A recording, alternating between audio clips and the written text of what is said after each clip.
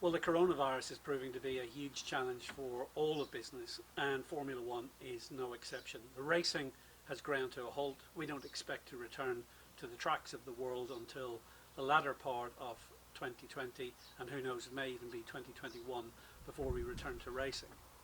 But adversity and resilience in the face of challenges are topics that I enjoy speaking to companies about.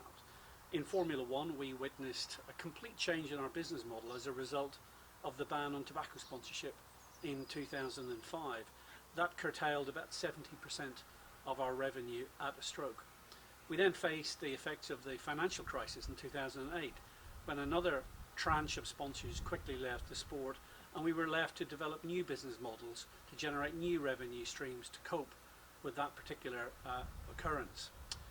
More recently, we have been tackling the issue of environmental sustainability, and indeed in November last year we announced that by 2030 Formula One is going to be entirely carbon neutral. A major challenge for us, but one that we're ready to embrace in our efforts to develop the technologies which will not only benefit us, but actually potentially benefit the whole of society.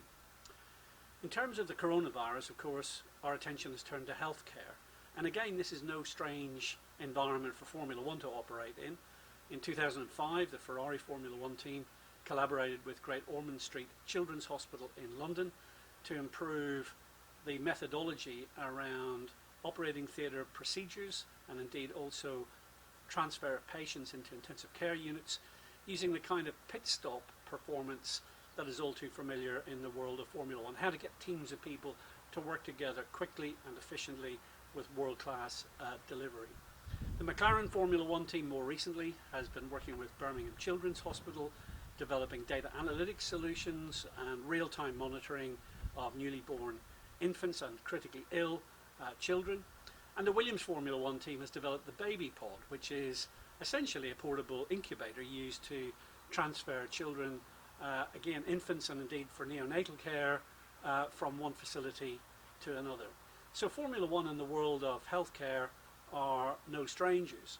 And indeed, now that the coronavirus is upon us, the top 5 Formula One teams have been working closely with the governments in the United Kingdom and Italy to offer their manufacturing facilities to deliver components for the much needed ventilators. And we're seeing Formula One again using its rapid prototyping, its design expertise and its world-class manufacturing facilities to hopefully contribute to some of the solutions needed at the current time.